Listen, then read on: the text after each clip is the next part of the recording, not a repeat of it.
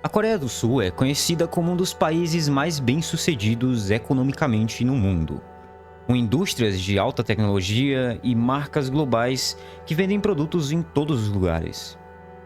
Nas últimas décadas, ela se tornou uma verdadeira potência econômica. Mas agora, apesar de todo esse sucesso, parece que o modelo sul-coreano está perdendo muita força.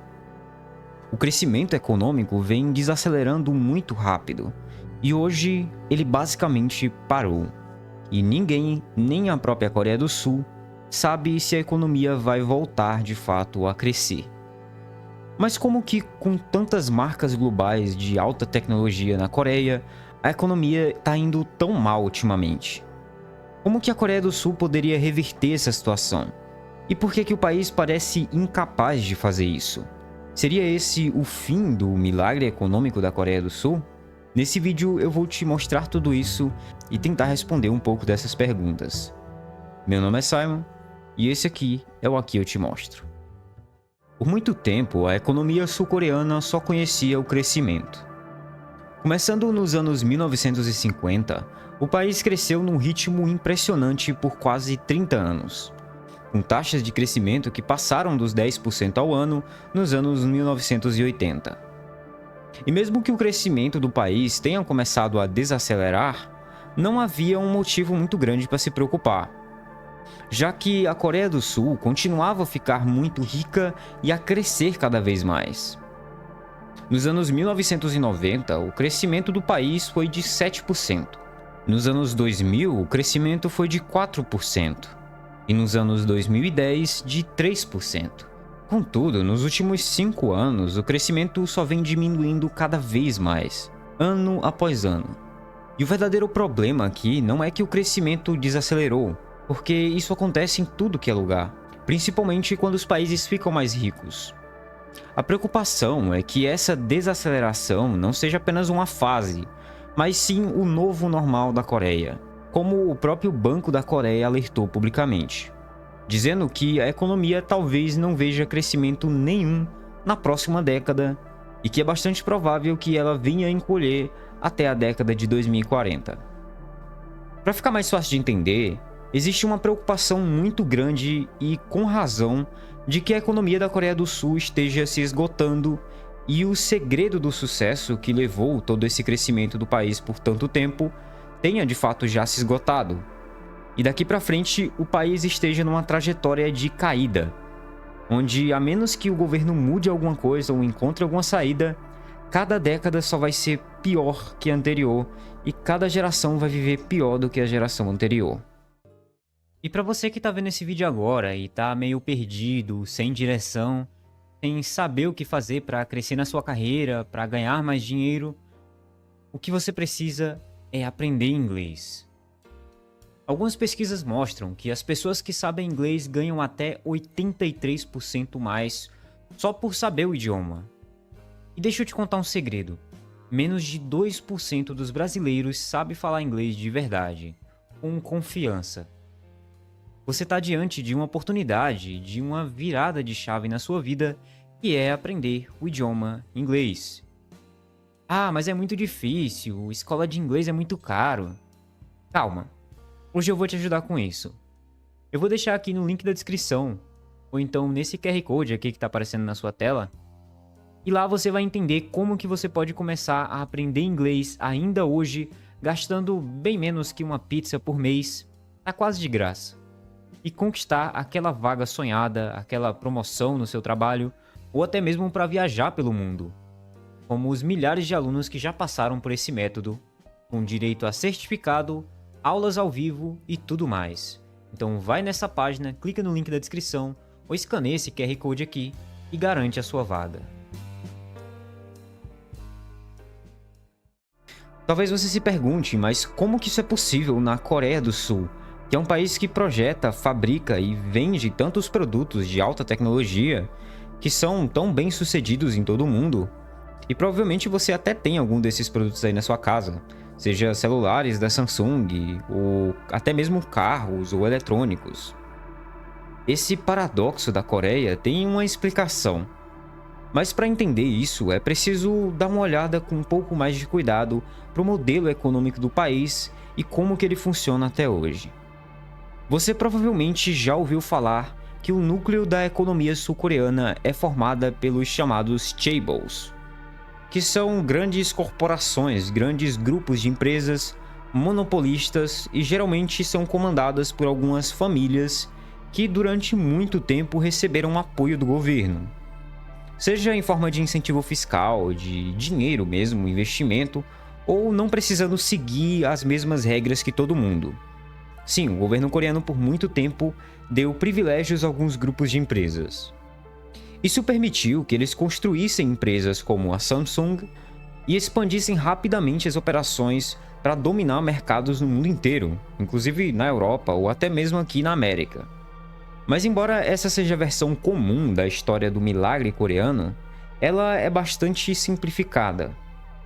A verdade por trás disso tudo é bem mais complexo, porque só o apoio do governo não explica totalmente como que essas empresas conseguiram tanto sucesso e construir corporações tão grandes assim, em um país que praticamente não tinha nenhuma base industrial ou científica.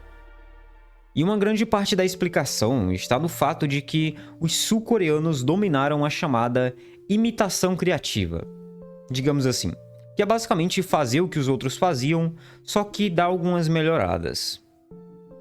No início das indústrias de alta tecnologia na Coreia do Sul, o segredo era basicamente copiar produtos ocidentais de sucesso e produzir itens muito semelhantes, mas com a qualidade maior e um custo menor.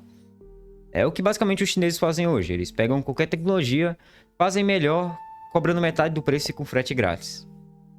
E eles conseguiram fazer isso, não só com incentivos fiscais e subsídios do governo, mas também aproveitando outros tipos de recursos para conseguir acabar com a concorrência. Um desses recursos foi justamente uma estatal de energia chamada KEPCO, que é uma empresa de energia do governo e através dela eles tinham acesso à energia mais barata, e isso reduzia muito os custos de operação. E a população, que cresceu muito rápido, mais que dobrando entre os anos 50 e 80, junto a todo o sistema educacional muito bom que eles tinham durante aquela época, ofereceu uma mão de obra barata e muito qualificada.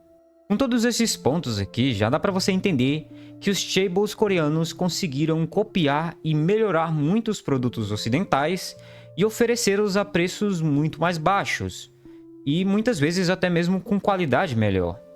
Isso permitiu que o país avançasse para produtos e setores mais sofisticados, e eles evoluíram da produção de produtos mais básicos e brinquedos para até mesmo eletrônicos e computadores. E a partir daí foi um processo de passar da imitação para a inovação, e eles foram melhorando gradualmente os produtos que antes eram apenas cópias de outros concorrentes. Mas é aí que o problema de verdade começou. Essa estratégia, ela funciona, mas só até certo ponto. E enquanto as condições são favoráveis para o seu lado, dá para fabricar produtos a um custo muito mais baixo. Porém, isso muda quando você deixa de ser competitivo. E para a Coreia do Sul, a maioria das vantagens que permitiam essa estratégia foram desaparecendo com o tempo. Depois de décadas fornecendo energia para os gigantes nacionais, a KEPCO está sobrecarregada com a dívida crescente. Deixou a empresa quase à beira da falência. Então aquela energia barata que sustentava a indústria sul-coreana não está mais disponível. E a mão de obra abundante e barata também não existe mais atualmente, já que a população do país só encolhe em vez de crescer, e a força de trabalho jovem só diminui junto com isso. E mais importante ainda, os chaebols gigantescos da Coreia do Sul, que antigamente impulsionavam a economia, eles não são mais os mesmos. Antigamente, eles eram predadores famintos pelo crescimento a qualquer custo. Porém, hoje em dia, as empresas estão na mão da terceira geração de fundadores. E, de acordo com alguns estudos, adotaram a mentalidade de conforto e acomodação, ao invés de crescimento a todo custo. Em outras palavras, ao invés de usar todo o apoio do governo para buscar apenas crescimento agressivo, como elas faziam antigamente, hoje em dia as empresas utilizam o governo como um escudo contra a concorrência estrangeira e para sufocar empresas menores e inovadoras que poderiam competir com eles no mercado interno. E parece que as empresas coreanas não conseguiram avançar em alguns setores de tecnologia. A Coreia continua produzindo versões novas e melhoradas dos mesmos carros, os mesmos celulares e bens de consumo que fabricava há mais de 20 anos. Mas ela não conseguiu realmente entrar em setores de tecnologia que mais crescem aí nos últimos 10 a 20 anos. E esse é o motivo pelo qual, em 2012, o país liderava o mundo em 36 das 120 tecnologias prioritárias, mas em 2020, apenas 8 anos depois, esse número caiu para apenas 4 tecnologias. E ao contrário de antes, agora eles enfrentam uma concorrência brutal da China, que usa uma estratégia muito parecida com a Coreia do Sul, e que cada vez mais está substituindo o papel que a Coreia desempenhava antigamente, e se tornando uma concorrente direta em muitos setores que o país dominava antes. Então, provavelmente a China vai continuar engolindo a Coreia nos próximos anos. Mas por que a Coreia consegue enxergar esse cenário e não muda nada? Essa é uma pergunta bem difícil, mas um dos problemas é que, porque o país foi muito bem sucedido durante longos anos, é muito difícil para eles deixarem esse modelo para trás e tentar partir para outro modelo. Os chaebols, eles têm muita influência e muita riqueza, então eles não querem mudar e perder esses privilégios. E o fato da Coreia do Sul não querer mudar gera uma série de crises políticas muito prolongadas. E todo o sistema político deles e de decisão é muito engessado. Isso também dificulta as coisas. Mas a pergunta que fica depois de tudo isso é: será que o país vai conseguir fazer frente à China nos próximos anos?